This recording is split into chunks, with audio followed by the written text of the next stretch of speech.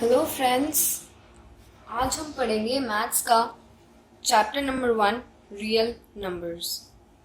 तो इसको स्टार्ट करने से पहले मैं आपको दो डेफिनेशंस बताती हूँ। सबसे पहली, algorithm. What is algorithm? Algorithm, it is a series of well defined steps which gives a procedure for solving a type of problem. मान लीजिए कि आपके पास एक प्रॉब्लम है और आपको उसे सॉल्व करना है, तो आप कैसे सॉल्व करेंगे? आप स्टेप बाय स्टेप उसको सॉल्व करेंगे। तो उन स्टेप्स की लिस्ट को या सीरीज को हम एल्गोरिदम कहते हैं।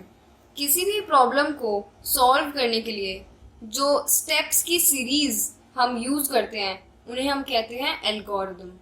नेक्स्ट आते हैं lemma. It is a proven statement used for proving another statement.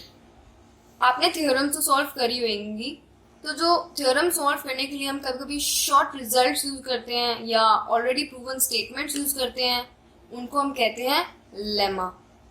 अब हम पढ़ेंगे थ्योरम 1.1 जिसका नाम है यूक्लिड्स डिवीजन लेमा।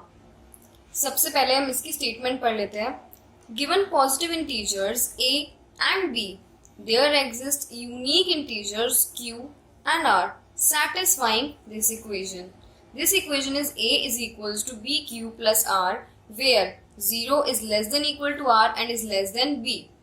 Okay, अब हम इसका मतलब समझ लेते हैं। फॉर एग्जाम्पल, आपको कोई भी दो पॉजिटिव इंटीजर्स गिवन हो a और b, तो उन दो पॉजिटिव इंटीजर्स के लिए आपके पास q और r यूनिक इंटीजर्स एग्जिस्ट करेंगे जो कि इस इक्वेशन को हमेशा सेटिस्फाई करेंगे। a is equals to b q plus r. Basically आप बचपन से पढ़ते आ रहे हैं, dividend is equals to divisor into quotient plus remainder, लेकिन अब हमने इसको एक थ्योरम में लिख दिया है। फॉर एग्जाम्पल, अगर मैंने आपको दे दिया कि 10 डिवाइडेड बाई 3, तो अगर छोटे बच्चे की तरह करेंगे तो हम ऐसे करेंगे इसको डिवाइड। तो जो ये अंदर होता है जिसको हम डिविडेंड कहा करते थे उसे हम कहेंगे a। जो बाहर होता है जिसे हम डिवाइजर कहा करते थे उसे हम कहेंगे b। जिससे मल्टीप्लाई करा जाता है उसे कहते हैं क्वोशिएंट, एंड जो बच जाता है लास्ट में उसे कहते हैं रिमाइंडर। सेम ऐसा अगर 37 को डिवाइड कर दिया 7 से, तो हमारे पास 37 हो जाएगा a, 7 हो जाएगा b, क्वोशिएंट हो जाएगा 5 और रिमाइंडर क्या बच जाएगा 2। तो अगर आपको याद नहीं रहता तो आप ऐसे याद कर सकते हैं कि 10 जो अंदर वाला है उसे a और जो बाहर वाला है उसे b, और क्वोशिएंट तो q एंड r से रिमाइंडर। ये तो इजी है। अच्छा, अब देखिए हम इसे कैसे लिख सकते हैं। हम इसे ऐसे लिख सकते हैं, 10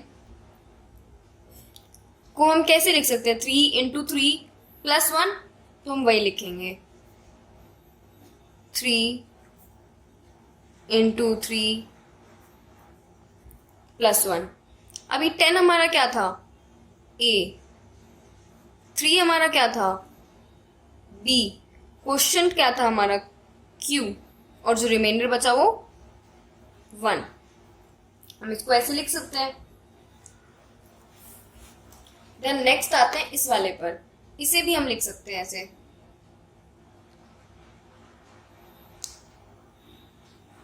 37 को हम क्या लिखेंगे, 7 into 5 plus 2।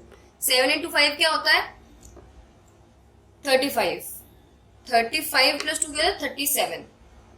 37 is equals to 7 into 5 plus 2।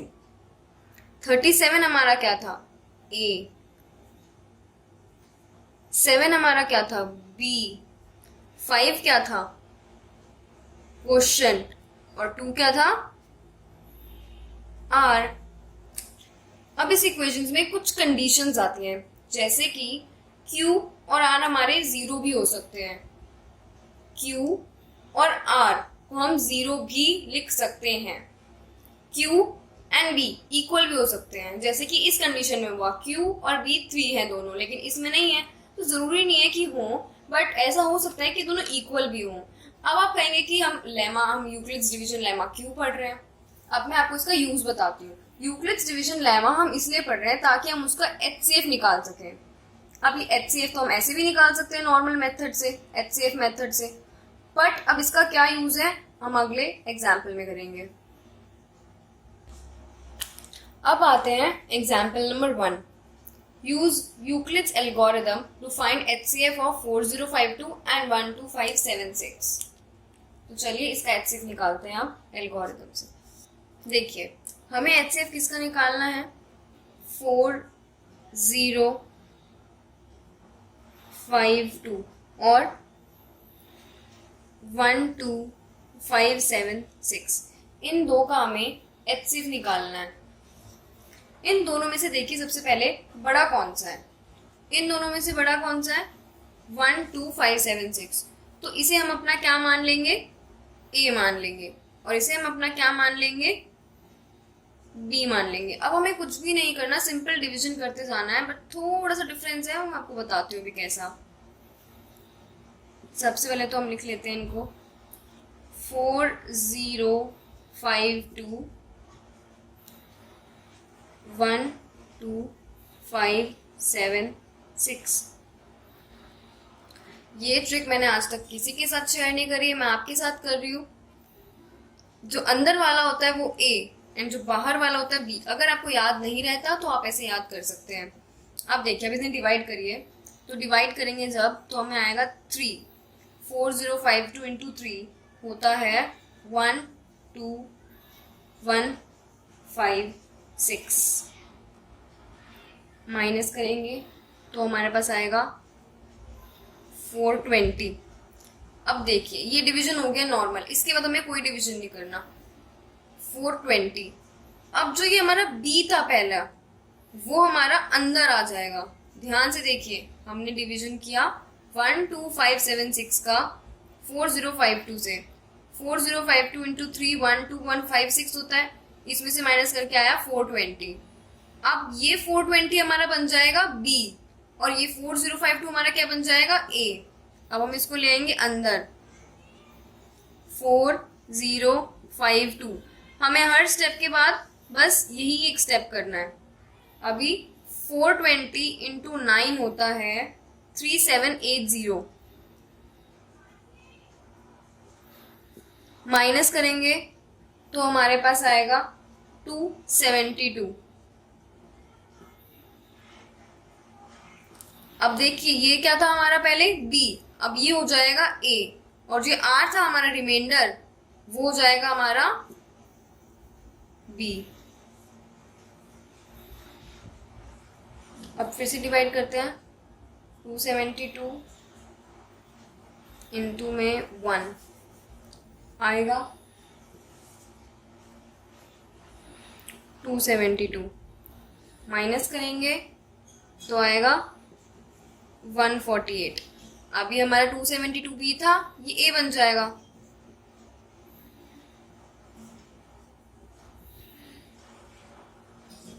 One 148 into 1 is 148। Minus करेंगे तो आएगा 124। 148 फिर आ जाएगा अंदर।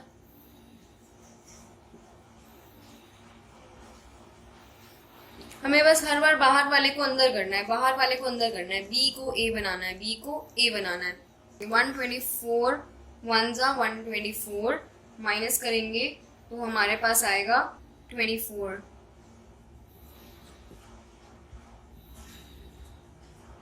B हमारा A। 24 into 5 is 120। माइनस करेंगे तो आएगा 4। अभी हमारा जो पहले B था वो A, एंड 4 6 जा 24। रिमाइंडर आ गया 0। हमें ये प्रोसेस तब तक करते रहना है जब तक कि हमारा 0 नहीं आ जाता। एक बार मैं फिर बताती हूँ आपको, 4052 छोटा था इसलिए वो B बन गया, 12576 बड़ा था इसलिए वो A बन गया। इसको अंदर इसको बाहर। अभी हमें नॉर्मल डिवाइड करना है। हमने नॉर्मल डिवाइड किया, 4052 इंटू 3 इज 12156, माइनस करेंगे आएगा 420। जो 4052 था ये हमारा बी था, हमें इसे अंदर लेके जाना है, ए बनाना है। ए बनाया, फिर डिवाइड किया, फिर आया 272, 420 को फिर से ए बनाया। ऐसा हम करते करते जब तक करना है हमें, जब तक ये जीरो नहीं बन जाता। अब आप देखेंगे कि हमने इतना बड़ा प्रोसेस क्यों किया एचसीएफ निकालने के लिए। हम तो नॉर्मल भी एचसीएफ निकाल सकते थे, लेकिन एक तो क्लास 10th में आपको पहली बार एल्गोरिदम सिखाया जा रहा है, तो ये एक एल्गोरिदम है, हम ये स्टेप्स करे जा रहे हैं जब तक हमारा रिमाइंडर जीरो नहीं आ रहा। एंड एक और चीज मैं आपको बताती हूँ इसमें कि 4052 12576 इनका जो एचसीएफ है वो 4 है। जो लास्ट स्टेप में हमारा बी होता है वो हमारा इन दोनों नंबर का एचसीएफ होता है। इन दोनों नंबर का ही नहीं, बल्कि ये वाले दो नंबर्स, ये वाले दो नंबर, ये वाले एंड ये वाले, हर स्टेप पे ए और बी जो भी होंगे उन दोनों का एचसीएफ हर स्टेप पे 4 ही होगा। तो आपको इससे एक फायदा मिलता है कि अगर आपको 4052 12576 का एचसीएफ पूछा जाए, या 420 और 4052 का एचसीएफ पूछा जाए, या 272 420 का पूछा जाए, 148 या 272 का पूछा जाए, 124 148 का पूछा जाए, 24 एंड 124 का पूछा जाए, तो सबका एचसीएफ क्या होगा? 4। लेकिन अभी क्वेश्चन यहाँ पे खत्म नहीं होता, ये तो हमारा मैथमेटिकल पार्ट था, इसको हमें स्टेप्स में लिखना होता है, अभी वो लिखना भी सिखाते हैं। तो चलिए अब सीखते हैं कि इसको लिखते कैसे हैं। सबसे पहला देखते हैं हम, इसे हम छुपा लेते हैं। ये हमारा डिवीजन था सबसे पहला, तो हम सबसे पहला लिखेंगे। किसके इक्वल लिख रहे हैं? ए क्या था हमारा? तो मैं इक्वेशन लिख देती हूँ ऊपर, सबसे ऊपर जो हमारी इक्वेशन थी, a is equals to b q plus r. सबसे पहले इस डिवीजन में देखते हैं ए क्या था हमारा? 12576, तो हम इसको ऐसे लिखेंगे 12576 इज इक्वल्स टू बी क्या है इसमें? 4052 इंटू क्यू, क्यू क्या है? 3 इंटू 3 प्लस क्या कर रहे हैं? 420 प्लस 420। अब आप कहेंगे कि हमें तो पता ही नहीं कि पहले हम 3 में प्लस करें या 3 में इंटू 3 को इंटू करें, बट आपने बॉडमास का रूल पढ़ा होगा, तो सबसे पहले हम इंटू करते हैं। बट अगर आपको ज़्यादा प्रॉब्लम हो रही है तो आप इसमें ब्रैकेट भी लगा सकते हैं, ज़रूरी नहीं है कि आपको ब्रैकेट लगाने की आवश्यकता हो। नेक्स्ट ये खत्म, अब हम अपना ये वाला देखते हैं। नेक्स्ट ए क्या था हमारा? 4052, बी क्या था इसमें? 420, क्यू हमारा था 9, रिमाइंडर था 272। नेक्स्ट अब हमारा जो बी था वो हमारा ए बन गया, 420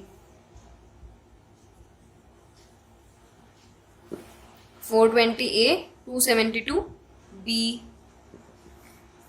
इंटू 1 प्लस 148। नेक्स्ट इसमें देखते हैं अब 272 हमारा जो पहले बी था वो हमारा ए बन गया। अब हम लिखेंगे 272 is equal to 148 into 1, 148 into 1 plus 124।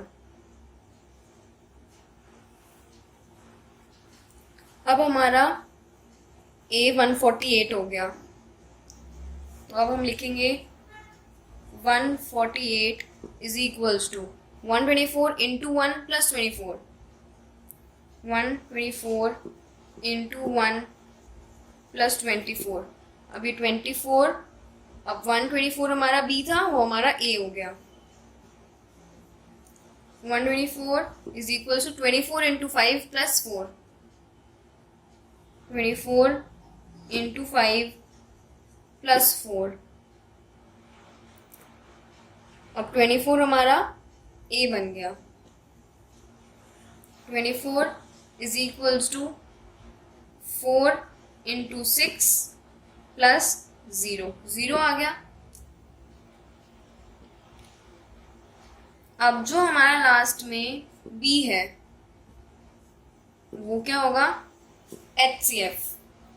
तो आपने राइटिंग का भी देख लिया और ये हमारा मैथमेटिकल था और ये हमने लिखा है। तो ये हमारा बेसिकली एल्गोरिदम है। एल्गोरिदम को हम हमेशा स्टेप्स में लिखते हैं, इसलिए हमें मैथमेटिकल करने के बाद अगर आप डायरेक्टली स्टेप्स में लिख सकते हैं तो well and good, but directly steps में लिखना इतना इजी नहीं होता, तो इसलिए हम पहले मैथमेटिकल फॉर्म कर लेते हैं उसका, उसके बाद हम ऐसे देख के लिख लेते हैं।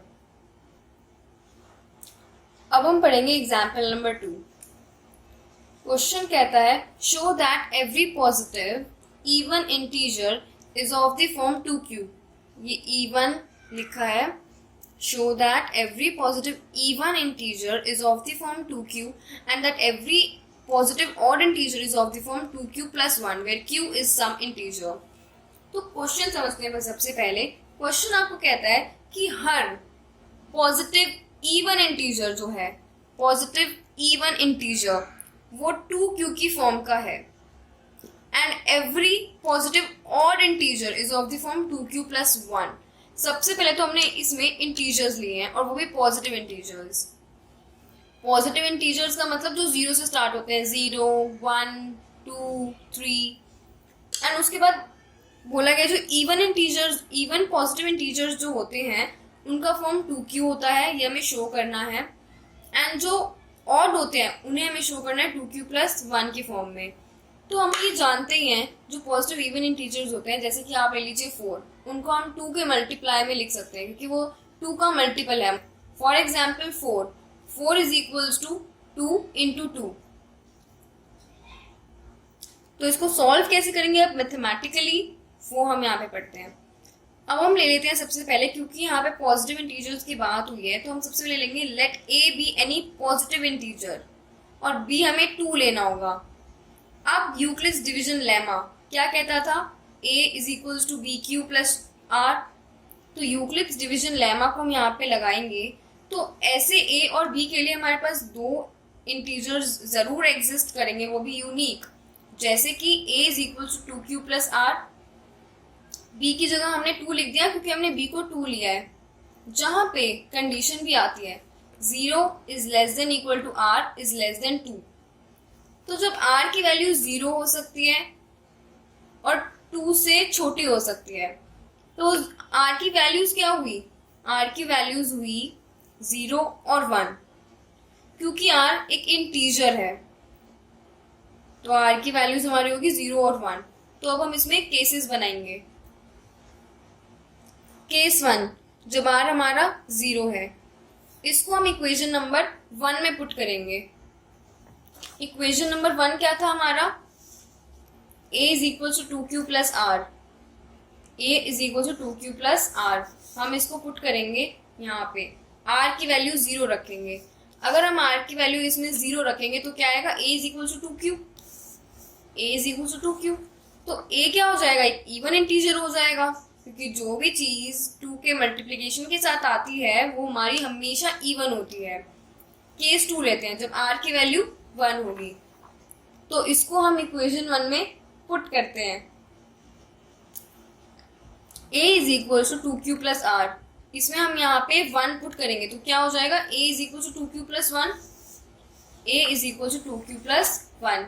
तो a is equal to 2q plus 1 क्या हुआ, और इंटीजर, क्योंकि an integer can either be even या ऑड। तो अगर ये इवन है तो ये ऑड ही होगा, हेंस प्रूव्ड। अब आते हैं नेक्स्ट एग्जाम्पल, एग्जाम्पल 3। एग्जाम्पल 3 कहता है कि show that any positive odd integer is of the form 4q plus 1 4q plus r where q is some integer. q को हम कोई भी इंटीजर ले लेते हैं। तो यहाँ पे हमारा जो 4q plus 1 4q plus r show कर रहा है 4q प्लस 3, तो आपको दिख रहा होगा कि हमें जो b है उसे 4 लेना है। सबसे पहले तो क्योंकि हमें क्वेश्चन में पॉजिटिव ऑड इंटीजर दिया गया है तो हम a को एक पॉजिटिव ऑड इंटीजर मान लेंगे। एंड बी को हम 4 मान लेंगे। तो by division lemma there exist Q and R such that A is equals to 4Q plus R where 0 is less than equal to R is less than 4। ये division lemma पे हमने B की जगह में 4 पुट किया क्योंकि हमने B को 4 लिया, क्योंकि हमें यहाँ पे 4Q plus 1 शो करना है। तो अब देखिए R की क्या क्या पॉसिबल वैल्यूज हो सकती है। R की पॉसिबल वैल्यूज क्या हो सकती है, 0, फिर 1, 2, 3। 4 नहीं हो सकती क्योंकि R की वैल्यू 4 के इक्वल नहीं है। अब हम ये R की वैल्यूज इक्वेशन नंबर 1 में पुट करते जाएंगे। तो हमारे पास क्या वैल्यूज आएंगी, पहले अगर हम 0 पुट करेंगे तो आएगी A is equals to 4Q, value 2 रखते हैं, A is equals to 4Q plus 2। R की वैल्यू 3 रखेंगे तो A की value A is equals to 4Q plus 3। But हमने तो A को एक ऑड पॉजिटिव इंटीजर लिया था, तो A is equals to 4Q, ये तो एक इवन इंटीजर हो जाएगा, तो A की वैल्यू 4Q नहीं हो सकती। सेम A की वैल्यू 4Q प्लस 2 भी नहीं हो सकती क्योंकि A एक और इंटीजर है। A is equals to 4Q plus 1 and A is equals to 4Q plus 3। यही दो पॉसिबिलिटीज हमारे पास लास्ट में रह जाती हैं। Hence any odd integer is of the form 4Q plus 1 और 4Q प्लस 3। अब हम पढ़ेंगे एग्जाम्पल नंबर 4। एग्जाम्पल नंबर 4 कहता है कि A sweet seller has 420 Kaju Barfis and 130 Badam Barfis. She wants to stack them in such a way that each stack has the same number and they take up the least area of the tray. What is the number of that can be placed in each stack for this purpose? Question कहता है हमें कि काजू बर्फीज 420 हैं, एक sweet seller है, उसके पास 420 काजू बर्फीज हैं एंड 130 बादाम बर्फीज हैं एंड उसके पास एक ट्रे है।